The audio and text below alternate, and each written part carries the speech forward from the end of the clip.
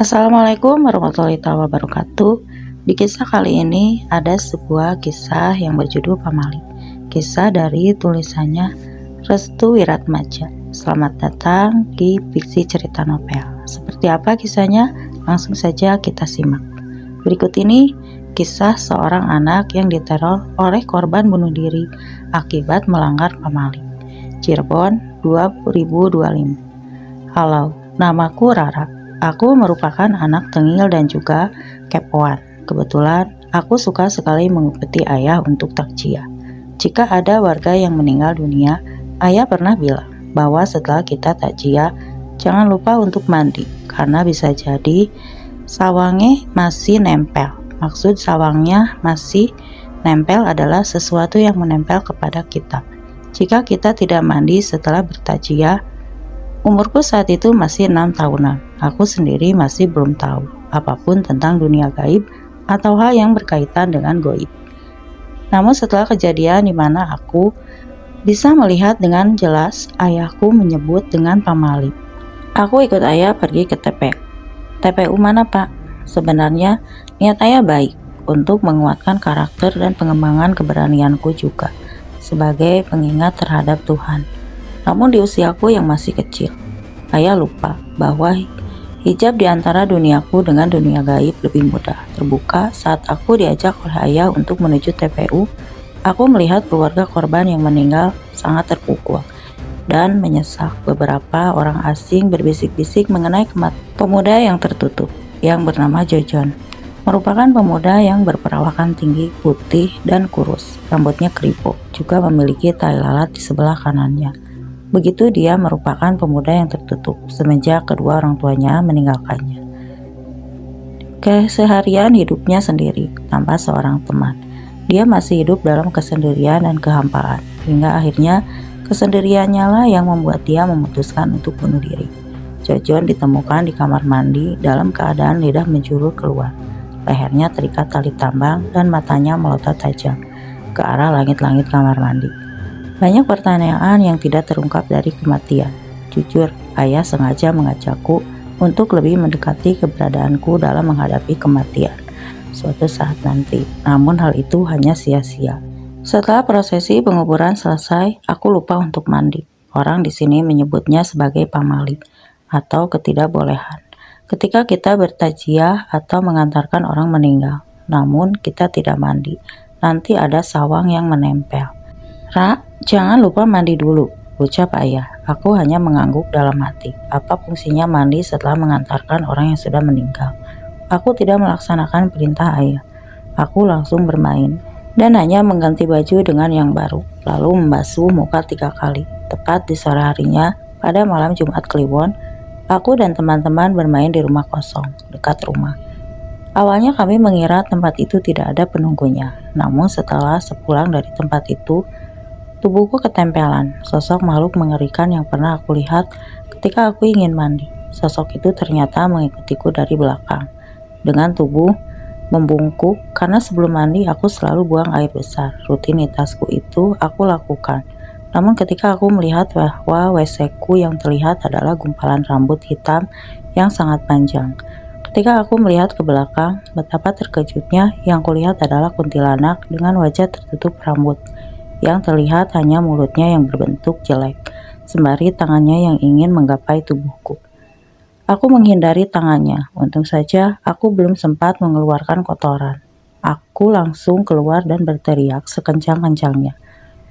Namun teriakanku tersedat oleh sesuatu. Aku keluar tanpa menggunakan busana dan melihat dengan mata kepalaku sendiri, kuntilanak itu terbang mengejar ke arahku. Aku pasrah dan hanya diam. Ketika aku membalikan arah ke depan, aku menabrak ibu yang sedang membawa handuk. Ibu heran mengapa aku berlari-lari tanpa busana. Aku bilang ada kuntilanak di kamar mandi. Anehnya, ibu tidak percaya. Tetap saja tidak percaya. Sebagai gantinya, ibu mengantarkanku hingga ke kamar mandi. Aku melihat kuntilanak itu sedang duduk di atap sambil memainkan kakinya. Aku menangis histeris. Namun ibu tidak mempedulikannya. Semenjak itu bukan hanya satu kejadian aneh yang kurasakan ketika melanggar pamali ini, tapi sangat banyak. Itu awal aku terkena tulah dari pamali. Selanjutnya adalah ketika aku sedang bermain petak umpet. Saat itu aku sengaja bersembunyi di gang sempit. Sangat kebetulan sekali. Aku bersembunyi di belakang rumah. Jujur, aku rasa itu adalah tempat terbaik untuk bersembunyi karena tempatnya yang gelap dan tidak ada orang yang lewat. Tapi aku lupa bahwa Jajon baru saja meninggal dunia beberapa hari yang lalu dan kalian tahu apa yang terjadi. Tiba-tiba saja ada seseorang yang terjatuh dari atas rumah, namun seperti tersangkut dan menimbulkan bunyi truk. Tidak jatuh di tanah, tidak mengenaiku. Namun suara itu tepat di belakangku. Aku penasaran, karena aku merasa merinding hebat. Apa yang kebetulan? Aku bersembunyi di belakang rumah Jajon.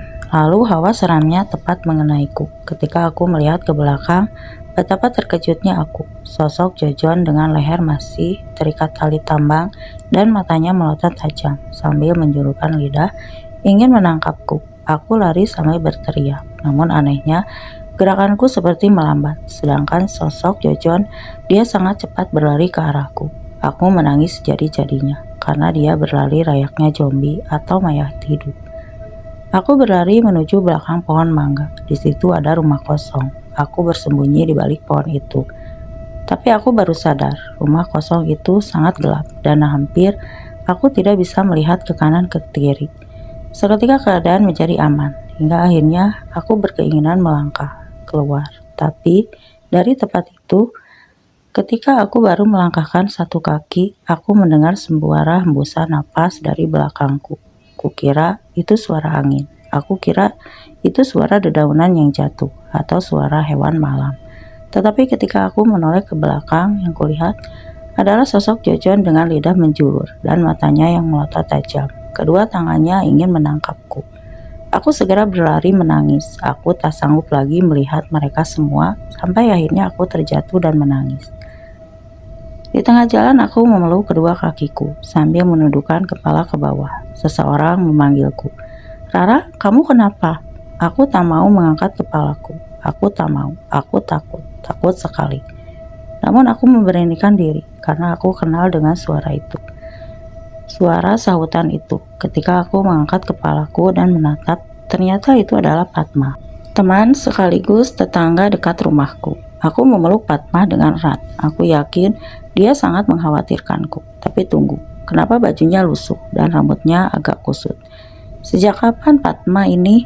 Ketika aku melepaskan pelukannya, betapa terkejutnya aku. Padma berubah menjadi sosok menyeramkan yang menggangguku di kamar mandi.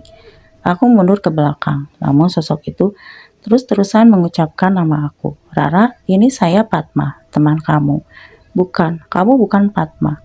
Tiba-tiba aku berteriak. Teman-temanku berdatangan. Mereka melihatku dengan kondisi yang sangat memprihatinkan. "Padma, Rara, kenapa?" tanya Linda. "Tidak tahu, sepertinya Rara kesambat. Bawa pulang yuk." Aku hanya teringat ketika aku dibawa pulang ke rumah karena teman-temanku juga masih kecil-kecil. Dia hanya merangkulku sembari berkata, "Ra, pulang ya, jangan kelamaan di sana." Puncaknya, ketika aku dibawa pulang ke rumah, aku langsung direbahkan di kasur. Bapak langsung memanggil Pak Ustadz. Kata Pak Ustadz, tubuhku ditempeli dua sosok makhluk sekaligus. Satu si Jajon dan satunya kuntilanak penunggu rumah kosong.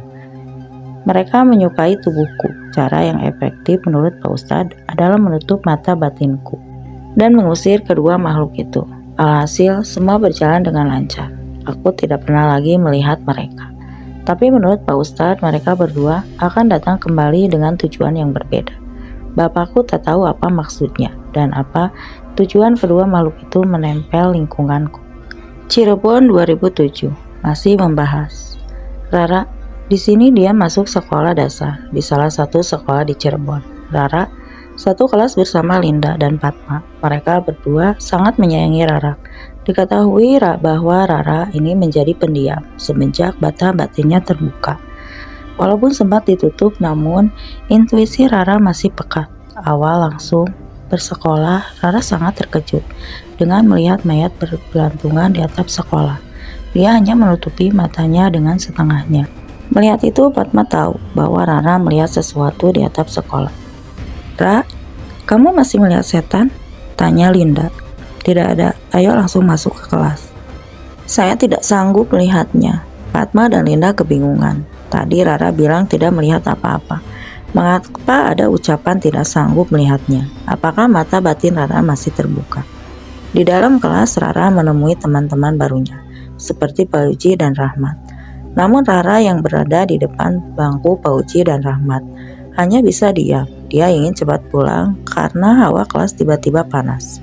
Pada pukul 7.30, Ibu Guru matematika masuk sambil membawakan penggaris dan kapur tulis. Anehnya, guru itu berjalan dengan kaki yang agak picak. Mungkin kakinya sedang mengalami luka hingga berjalannya agak kurang normal.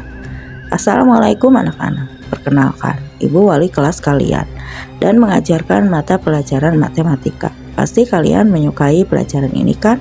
Sekarang coba buka buku tulis, pensil, penghapus, dan penggarisnya. Perintah guru itu yang diketahui bernama Bu Indah. Rara satu bangku bersama Fatma, sedangkan Linda dengan Risa di bagian belakang pojok kanan. Mungkin itu adalah tempat yang paling disukai oleh Linda, hingga menginginkan di tempat paling pojok. Saya tidak bawa pensil. Ada pensil lagi nggak? Tanya Fatma. Nih, saya bawa. Ke arahnya menyerahkan satu pensil kepada Fatma. Namun ketika ingin mengambil pensil untuknya sendiri, pensil itu terjatuh. Dikeluarkanlah dia harus berjongkok demi untuk mengambil pensil yang terjatuh tepat di bawah bangkunya. Entah kenapa ketika dia ingin mengambil pensil, ada keinginan untuk menatap kaki Bu Indah. Rasanya ada sesuatu yang mengganjal di bagian kaki kiri Bu Indah. Rara menengok ke arah kaki kiri Bu Indah. Ketika dia menatapnya, ada dua tangan yang memegang Ibu Indah. Rara terkejut. Ternyata kaki Bu Indah pincang bukan karena luka, namun karena ada satu sosok anak kecil yang memegangi kakinya dengan erat. Ini sosok mengarahkan tangannya ke arah mulutnya sembari mengucapkan sambil tersenyum. Rara langsung berteriak kencang. Teriakannya membuat satu kelas kaget dan merasa terganggu. Linda langsung lari ke arah Rara. Dia tahu bahwa Rara melihat sesuatu. Ada apa Rara? Tanya Bu Indah dari meja tempatnya. Ra, ada apa? Tanya Linda yang baru saja menghampiri meja Rara. Menutupi matanya dengan kedua tangannya sembari mengatakan, aku ingin pulang. Aku ingin pulang. Fatma langsung menatap ke arah bawah kaki Bu Indah. Ia tahu bahwa Rara melihat sesuatu di bawah kaki Bu Indah. Ada apa Fatma? Mengapa Rara berteriak? Rara terus berteriak. Seisi kelas langsung ramai. Banyak murid yang ketakutan. Mereka berlari ke sana kemari. Ada apa kalian semua duduk? Di tempat masing-masing, Bu Indah mulai menuju ke arah Rara dengan posisi jalan yang agak kurang enak. Dipandang Rara, ada apa? Tanya Fatma. Rara menggeleng-gelengkan kepalanya sambil menutup wajahnya. Lengan Fatma bawa Rara ke UKS. Perintah Bu Indah. Iya Bu. Rara ingin sekali menengok ke arah kaki Bu Indah. Dia mengintip lewat jari-jarinya yang direntangkan. Ketika dia melihat ke arah kaki Bu Indah, Rara melihat sosok itu menatap tajam ke atas Rara dengan mulutnya yang bergerak-gerak seperti menyumpahi serapah kepada Rara. Sosok itu memiliki rambut yang gimbal. Kedua tangannya memegangi kaki Bu Indah. Seluruh tubuhnya berwarna hitam pekat. Linda dan Fatma membawa Rara ke UKS. Mereka berdua merangkul Rara dengan posisi tangan Rara yang masih menutupi kedua matanya. Linda dan Fatma membaringkan tubuh Rara ke kasur yang ada di UKS. Indah pergi sejenak untuk mengambil air teh hangat. Rara dilihat. Apa? Tanya Fatma yang berada di sampingnya. Fatma, aku melihat kaki Bu Indah dipegangi anak kecil hitam, sedang mengembangi kaki Bu Indah. Seriusan? Tanya Fatma. Linda datang sambil membawa teh hangat untuk Rara. Lin, Rara melihat anak kecil hitam di kaki Bu Indah, ujar Fatma. Beneran, Ra? Tanya Linda serius. Iya, lalu bagaimana? Tanya Linda. Anak itu menatapku sepertinya dia marah kepadaku. Mendengar hal itu, jelas saja Fatma dan Linda saling menatap. Mereka satu pemikiran dan mengangguk. Mata batin kamu terbuka, tanya Fatma dan Linda. Rara terdiam sesaat. Kejadiannya di tahun 2005 masih membekas ketika dikejar sosok Gogon dan dipeluk oleh kuntilanak rumah kosong. Apakah rukiahnya gagal? Mengapa Rara masih saja melihat makhluk astral di sekelilingnya? apa yang terjadi dengan mata batinnya. Sepertinya iya sih, Lin, ujar Rara ke arah Linda. Bunyi bel istirahat terdengar. Keseluruhan ruangan kelas Linda dan Padma dan Rara baru sadar. Ternyata dia telah cukup lama di UKS. Padahal baru saja dia mendatangi UKS. Mereka bertiga segera keluar dari UKS. Ya sudah, ayo istirahat, tanya Linda. Ini bukan belajar sekolah, ujar Rara. Setelahnya terus, dari mana? Tanya Padma. Rara keluar dari UKS. Dia menatap ke kanan ke kiri ruangan yang masih sepi. Guru-guru masih berada di kelasnya masing-masing untuk mengajar. Tidak ada tanda-tanda istirahat. Tapi kok sepi ya? Tanya Linda. Di muka Rara segera berjalan menuju ruangan guru. Ada yang salah dengan ruangan itu. Siapakah orang yang mencet bel istirahat di waktu pelajaran sedang berlangsung? Rara kemudian mendengar suara kain yang terseret oleh kaki. Suaranya mengarah pada ujung ruangan guru. Ra, kamu mau kemana? Tanya Linda. Linda dan Padma masih mematung di pintu ruangan UKS. Sambil menengok kanan kiri, mereka berdua masih menunggu perintah dari Rara. Ra, mau kemana? Tanya Padma. Diam sebentar. Di situ dulu. Sebentar, sambil mengarahkan kedua tangannya ke arah bahwa Rara terus berjalan menuju ruangan guru. Dia masih penasaran dengan suara kain yang terseretkan oleh kedua kaki. Suaranya tampak sangat jelas. Rara mendekati jendela ruangan guru. Dia menengok ke arah sekeliling ruangan itu. Mungkin dia salah dengar, tapi mana mungkin suara bel itu berbunyi di saat jam pelajaran masih berlangsung. Tidak ada orangkah? Bela Rara terkejut melihat sosok wajah penuh darah muncul di hadapannya. Dia terjatuh sambil merangkak mundur. Padma dan Linda langsung berlari menuju Rara. Padma, Linda, teriak Rara sambil menangis. Ada apa, Ra? Mereka berdua langsung membangunkan tubuh Rara. Beberapa guru yang mendengar teriakan Rara langsung menuju sumber suara. Ada apa, Padma, Linda, Rara? Tanya Pak Aldi. Itu Pak, ada seorang perempuan, mukanya penuh akan darah. Bocah sambil menangis, menatap jendela dan ditunjuk oleh Rara, bawa ke UKS, ucap Pak Aldi. Rara akhirnya dibawa oleh beberapa guru menuju ke UKS, sedangkan Padma dan Linda menuju ke kelas Bu Indah yang menyaksikan kejadian itu dari depan kelas tampak tak percaya. Mengapa anak itu sangat peka? Rara direbahkan kembali di kasur di ruangan UKS dan Pak Raka menemani Rara. Untuk sementara suhu tubuh Rara naik drastis, badannya panas dan melemah. Sesaat wajahnya semakin pucat. Rara, kamu belum makan? Tanya Pak Raka. Siapa perempuan dengan wajah penuh darah itu, Pak? Kenapa dia ada di ruangan guru? Tanya Rara. Pak Raka dan Bu Siti saling menatap. Siapa dia, Ra? Tanya Pak Aldi. Memasuki ruangan UKS, dia menatap erat dengan perasaan iba. Tampaknya Rara mengetahui sesuatu yang tersembunyi di sekolah ini. Pak Raka, kemarin kesini saya ingin bicara sebentar. Bu Siti, tolong jaga Rara, pinta Pak Aldi. Siap, Pak. Raka mengikuti Pak Aldi menuju ke ruangan khusus Pak Aldi. Sepertinya ada obrolan hangat yang akan dibahas. Ada apa, Pak? Tanya Pak Raka. Tutup dulu pintunya, kata Pak Aldi. Pak Aldi mengambil 2 gelas air putih. Sepertinya jam pelajaran agak terganggu dengan kejadian Rara barusan. Begini Pak, ini mengenai kejadian Rara barusan. Saya terkejut kalau ternyata Rara bisa melihat sesuatu yang tidak bisa dilihat oleh orang biasa pada umumnya. Jelas Pak Aldi. Lalu apa hubungannya dengan saya Pak? Tanya Raka. Coba kau dekatkan dia secara perlahan. Apakah dia dulu pernah melihat sesuatu yang lain juga? Jika memang benar, berarti dia memiliki masa lalu yang menyeramkan, ucap Pak Aldi. Baik Pak, ucap Pak Raka. Satu lagi, besok kita bicarakan ini kepada orang tua Rara. Kita ulik Rara dengan jelas. Siap Pak. Raka mengangguk paham. Dia mohon izin untuk keluar dari tempat itu dan langsung menuju UKS untuk menemui Rara. Di UKS, setelah sampai di UKS, Raka melihat Rara sangat lemah dan mengeluarkan cairan putih dari mulutnya. Raka tampak panik. Dengan sigap, Raka pun langsung menggotong tubuh Rara, keluar dari UKS, langsung membawa ke rumah sakit. Demamnya tinggi, dia kejang-kejang. Teriak para lelaki, seluruh guru keluar dari kelasnya. Tatapannya tertuju pada Rara yang digotong oleh Pak Raka. Astagfirullah.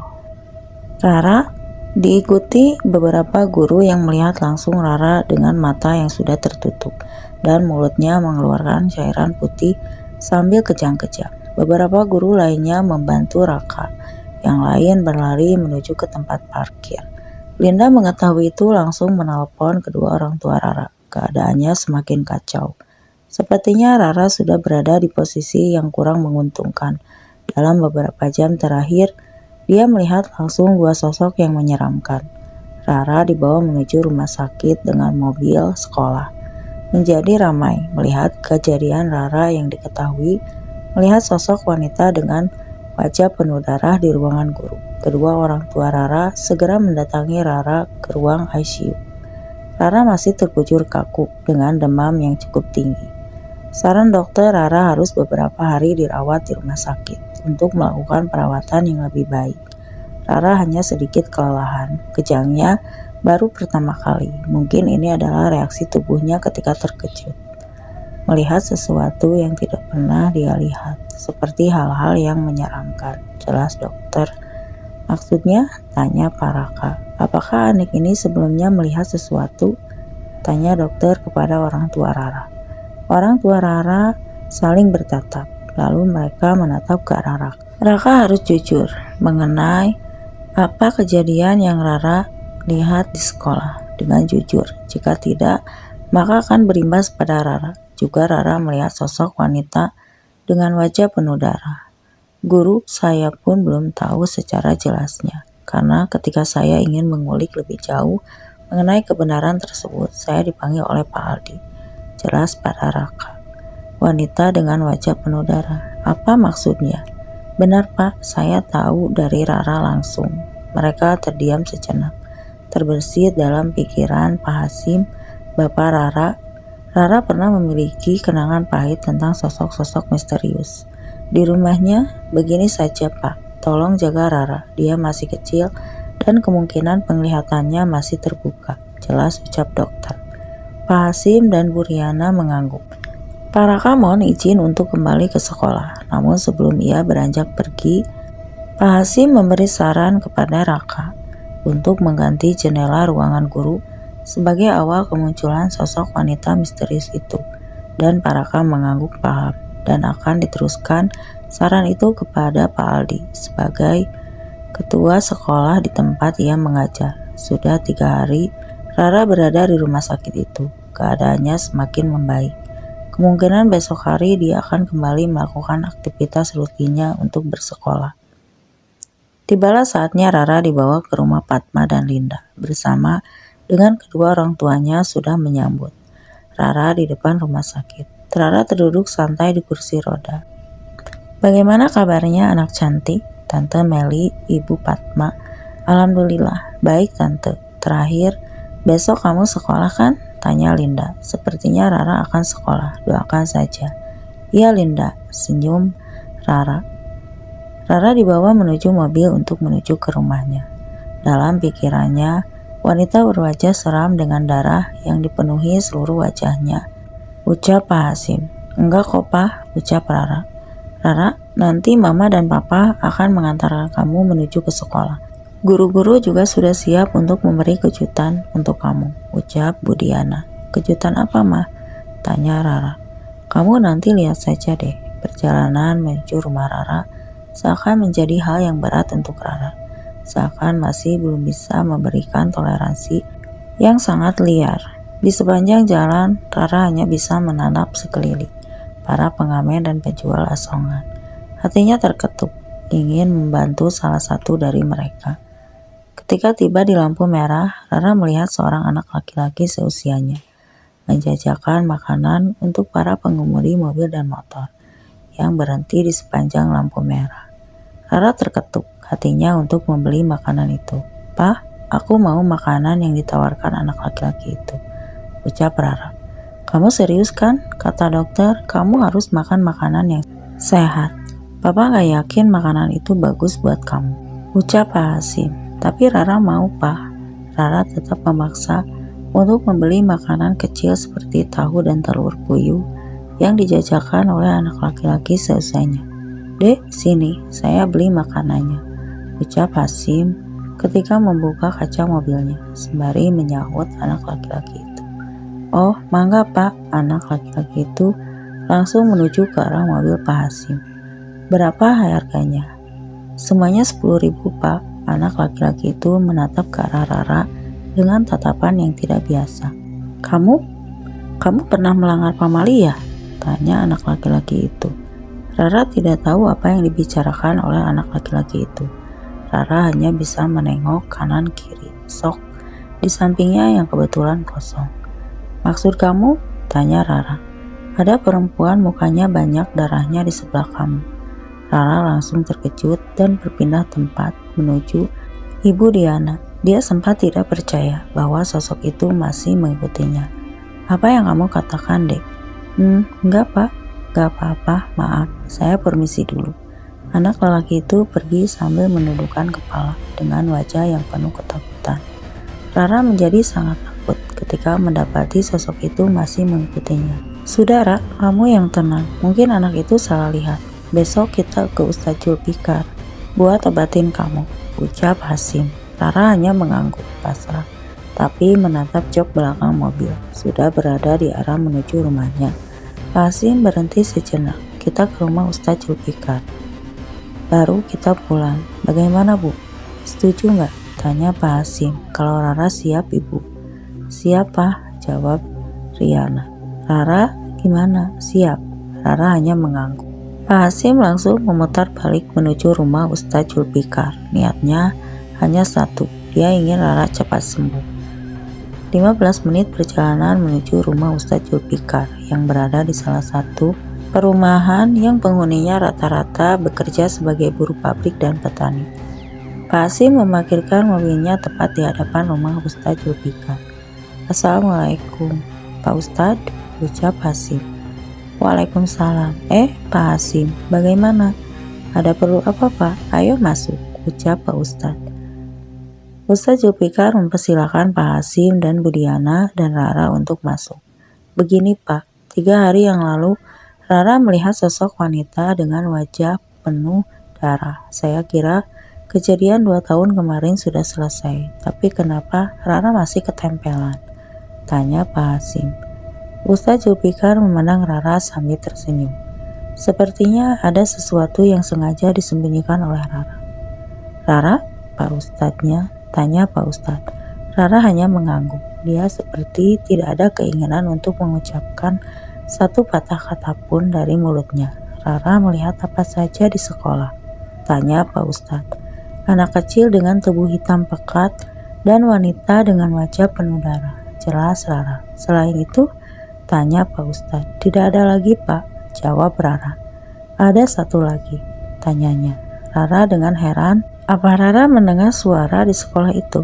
Tanya Pak Ustadz. Suara? Oh iya, suara aneh, jawab Pak Ustadz. Pak Hasim dan Bu Riana memegangi tangan Rara. Sepertinya Rara butuh support penuh agar semuanya bisa terbuka dengan jelas. Bel sekolah yang berbunyi sebelum waktunya. Paling itu Pak Ustadz, jawab Rara. Benar, itu yang Pak Ustadz maksud. Apa maksudnya Pak Ustadz? Tanya Pak Hasim. Di sekolah itu ada bel yang hanya didengar oleh orang-orang tertentu saja. Jika bel itu sudah terdengar, mereka akan keluar dari tempatnya untuk mengganggu para murid dan guru-guru yang ada di sana, ucap Pak Ustadz. Saya masih belum mengerti, ucap Hasim. Hanya Rara yang bisa menghentikan itu, karena Rara yang mendengarkannya, ucap Pak Ustadz. Tapi Fatma dan Linda, siapa mereka? Tanya Pak Ustadz. Mereka teman-teman Rara, ucap Rara. Mereka juga termasuk, harus bisa menyelesaikan, ucap singkat Pak Ustadz. Caranya? Tanya Bu Diana. Saya tidak tahu akan hal itu, tapi sesuatu saat Rara akan menyelesaikannya dengan teman-temannya. Saya tidak tahu mengenai masa lalu sekolah itu, jelas Pak Ustadz. Apakah bisa selesai? Tanya Pak Hasim. Bisa, itu semua tergantung Rara dan juga temannya, ucap Pak Ustadz. Pak Hasim menunduk pasrah. Mengapa kejadian ini terulang lagi? Apakah dengan menutup mata batin Rara, Rara bisa kembali seperti sedia kala? Tanya Pak Hasim. Itu tidak menjamin, karena sosok itu masih ada di sini. Dia terus mengikuti Rara. Sosoknya tepat di belakang Rara. Saat dia sedang terduduk sekarang, jawab Pak Ustadz. Sontak saja Rara langsung berteriak ketakutan dan menangis. Pak Ustadz, tolong selesaikan ini, apapun resikonya, jawab Pak Hasim. Semua akan ada waktunya. Sosok itu ingin berkomunikasi dengan Rara. Mungkin ada sesuatu yang harus dipecahkan oleh Rara. Sebelum jadi masalahnya, Rara hanya bisa menyelesaikannya. Apa benar harus seperti itu? Tanya Pak Hasim pada Pak Ustadz. Rara masih memeluk tubuh Pak Hasim dengan erat sambil menangis. Pak Ustadz tidak bisa memberikan solusi untuk jalan keluar dari masalah ini. Oke, Pak Ustadz, maaf mengganggu. Doakan Rara supaya bisa menyelesaikan masalah ini dengan cepat, ucap Pak Hasim. Baik Pak, itu pasti. Pak Hasim pun izin pamit. Mereka kembali, cuma untuk menjaga Rara agar tidak terganggu dari gangguan wanita menyeramkan itu. Keesokan harinya Rara diantar menuju ke sekolah oleh kedua orang tuanya. Tidak ada bedanya dari atmosfer sekolah yang penuh akan murid yang berseberangan. Namun begitu dia memasuki kelasnya, dia melihat kaki Bu Indah. Rara memperhatikan kedua kaki Bu Indah, namun tidak ada anak kecil yang pekat hitam yang memegangi kedua kakinya. Berarti penglihatannya agak redup. Terima kasih Bu Indah dan kawan-kawan semua, ucap Bu Diana dengan senyuman. Ayo Ra, kita ke tempat duduk, ucap Indah. Rara memandangi satu persatu wajah teman-temannya. Rara dan Linda berada di kelas yang sama, dan mereka berdua menyambut Rara dengan wajah yang sumringah. Ra, duduk di sini, ucap Fatma. Rara menaruh tasnya di atas meja. Kedua orang tuanya tersenyum lebar ketika memandangi Rara, sebab bersikap normal. Ra, Mama dan Papa pulang dulu ya, ucap Diana. Rara tambah kurang nyaman dengan posisinya yang sekarang. Beberapa pertanyaan yang belum bisa dia pecahkan ketika mendapati kelasnya yang nyaman. Kamu kenapa, Ra? Tanya Fatma. Ada yang aneh, pas aku merasakan kejanggalan, ucap Rara. Maksudmu? Tanya Fatma. Kaki Bu Indah masih pincang sebelah, tapi kenapa sosok itu tidak terlihat? Tanya Rara. Maksudmu? Sosok anak kecil yang memegangi kaki Bu Indah, tanya Fatma. Hingar-bingar suara murid memenuhi ruangan. Rara menutup kedua telinganya. Suara itu terngiang-ngiang di pikirannya, terasa ramai. Namun murid-murid dalam keadaan belajar. Ra, kamu kenapa? Tanya Fatma sambil menggoyang-goyangkan tubuh Rara. Diantarkanlah aku ke kamar mandi yuk, ucapnya. Rasa ingin menolak dalam diri Fatma ketika mendapati Bu Indah sedang menulis di papan tulis. Tapi Ra, potong Fatma. Ayo sebentar saja. Rara tetap memaksa Fatma untuk mengikuti permintaannya. Baiklah, aku akan minta izin dulu, ucap Fatma. Fatma meminta izin ke Bu Indah. Bu Indah pun memandangi Rara dengan perasaan iba, lalu mendekati Rara. Kamu masih sakit, Ra? Tanya Bu Indah. Tidak Bu, Rara cuma mau pipis. Oh, ya sudah, kalau begitu jangan dipaksakan ya kalau Rara masih sakit, ucap Bu Indah. Iya Bu, jawab singkat Rara dan Fatma menuju kamar mandi sekolah yang gelap dan juga kotor. Rara sadar kalau di sekolah ini bisa saja penglihatannya kembali pulih. Rara, aku tunggu di luar ya, ucap Fatma. Oke, jawab Rara singkat. Rara memasuki kamar mandi paling pojok. Tempatnya agak gelap, sedikit pencahayaan dan berbau pesing. Rara masuk ke kamar mandi tersebut sambil menutupi hidungnya. Dalam hati ia agak risih dengan kondisi yang memprihatinkan tersebut. Ditutupnya pintu dengan rapat. Pencahayaan sedikit redup. Dia hanya bisa melihat gagang pintu yang berwarna putih. Dia mulai meraba sekeliling kamar mandi. Tangannya mulai mencari-cari stop kontak lampu. Dia menyalakan lampu kamar mandi. Ketika dia mulai meraba hingga pojokan kamar mandi, jari jemarinya menyentuh cairan aneh. kental dan berbau amis. Rara mengarahkan jarinya ke ketinggian. "Apa ini?" ucapnya.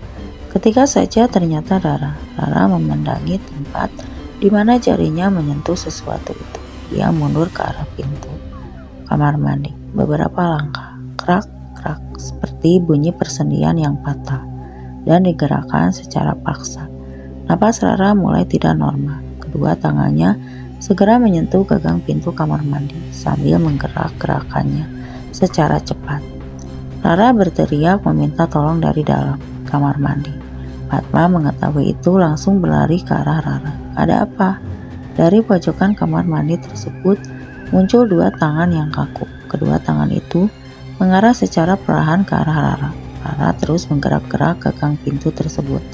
Namun dia lupa bahwa pintu itu terkunci dari dalam.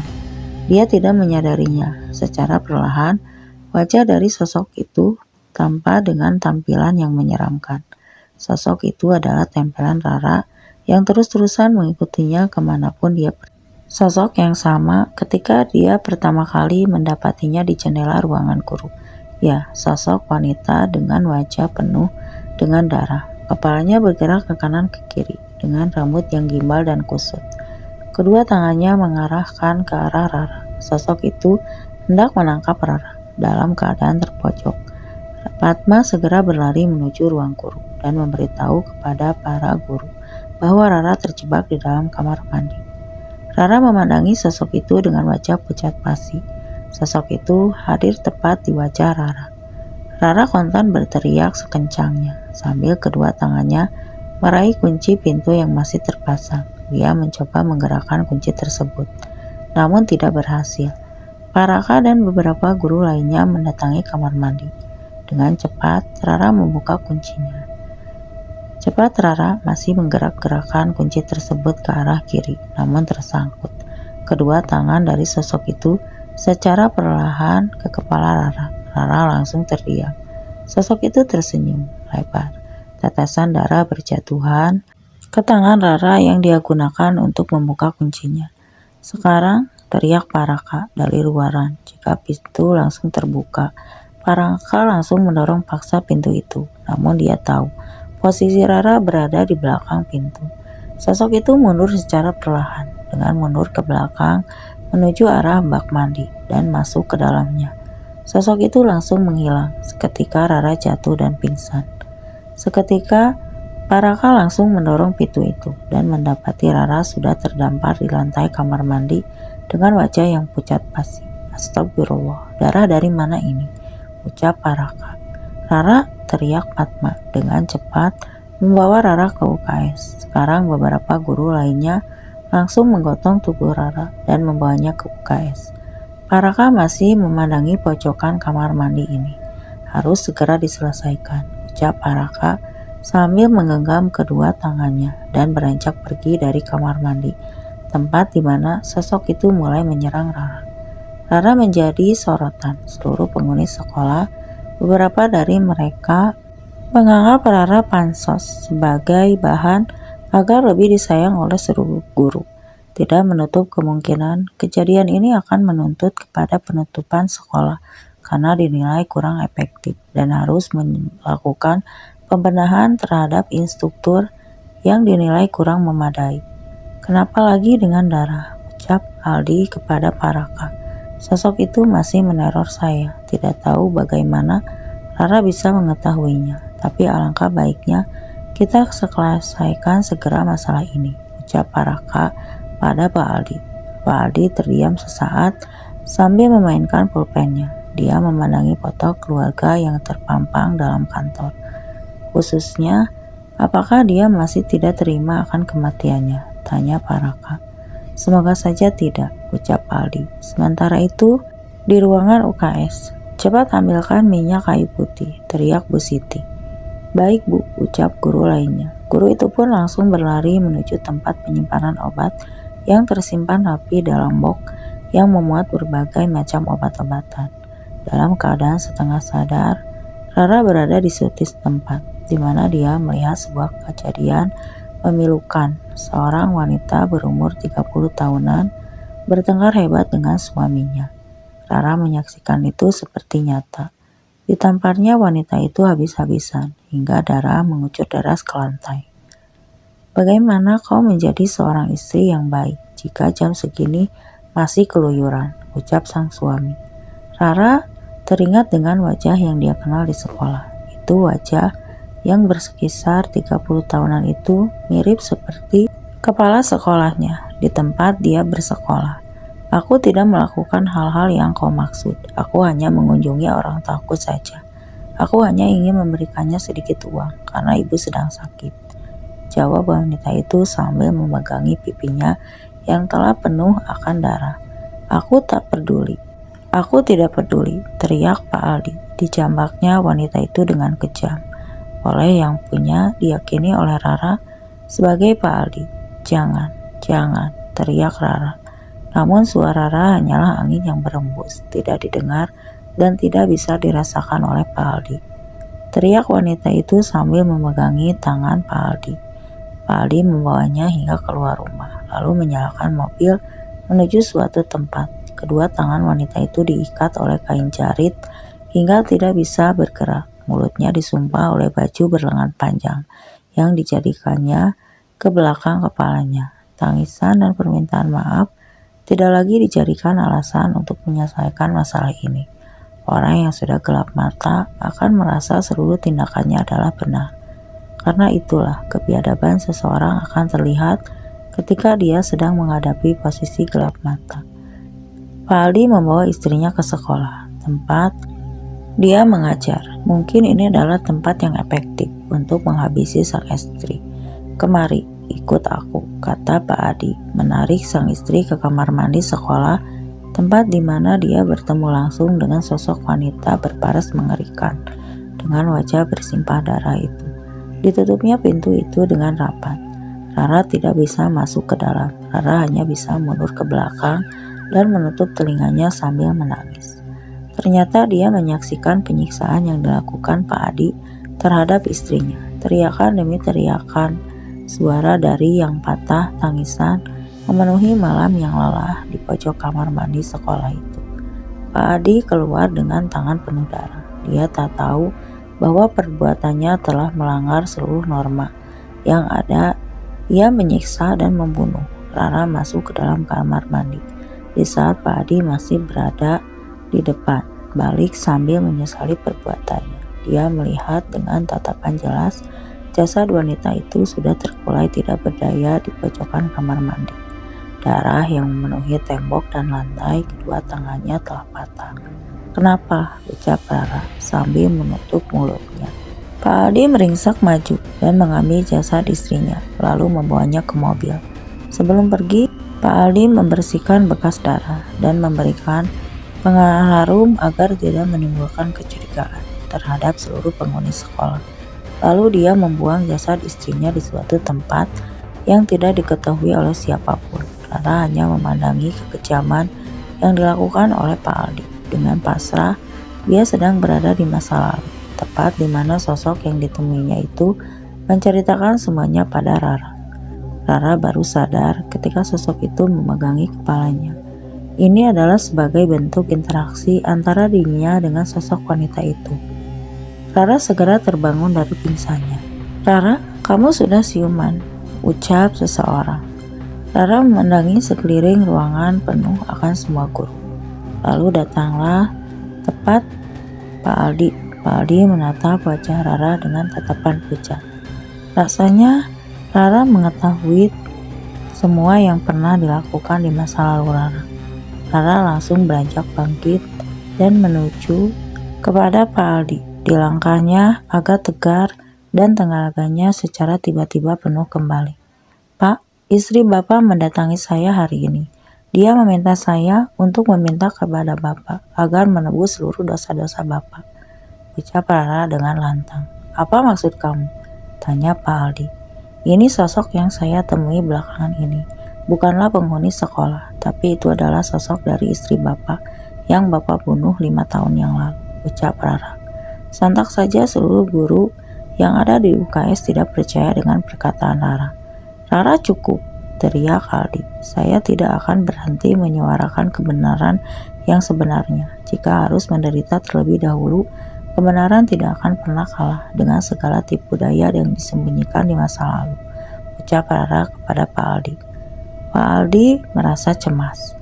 Di hadapan Rara dia menangis terseduh-seduh ketika seorang muridnya sendiri telah membuka masa lalu kelamnya. Pak Raka langsung menelpon polisi untuk menangkap Aldi, dan beberapa guru lainnya langsung mengamankan Pak Aldi dengan perasaan kesal dan marah. Rara, terima kasih telah membantuku untuk melangkah dari segala hal yang lebih baik di masa laluku adalah sebuah tebusan di masa ini, ucap Pak Aldi sambil menunduk. Beberapa menit kemudian, beberapa polisi mendatangi sekolah itu. Semua yang ada di sekolah bertanya-tanya tentang siapa yang ditangkap oleh polisi tersebut. Rara melihat sosok wanita itu di dekat pohon yang berada di luar sekolah sambil tersenyum dan melambaikan tangannya yang sudah patah. Pak Aldi segera dikirim menuju kantor polisi untuk mempertanggungjawabkan perbuatannya. Pak Aldi hanya bisa pasrah dan menunduk lesu. Anehnya, penjara yang dimasuki oleh Pak Aldi lengkap dengan kamar mandi. Pak Aldi merasa ada yang aneh dengan ini semua, seperti sudah ada yang menunggu di dalam kamar mandi tersebut. Padahal, ia mencoba memasuki kamar mandi itu sambil menyalakan lampunya. Ketika berada di dalam, lampu tiba-tiba redup secara perlahan, disusul dengan sebuah geretakan tangan yang telah patah. Ketika digerak-gerakan, sosok wanita yang diyakini istrinya itu muncul dengan wajah penuh dendam. Darah secara perlahan berjatuhan di lantai kamar mandi. Irma, maafkan aku, ucap Aldi pada sosok itu. Sosok itu menyerang Pak Aldi dengan merobek-robek seluruh wajahnya. Pak Aldi meninggal, di mana dendam sang istri telah terbalaskan. Seperti itulah kisah yang berjudul Pamali, kisah yang ditulis oleh Restu Yatmaja. Terima kasih sudah mampir di channel ini.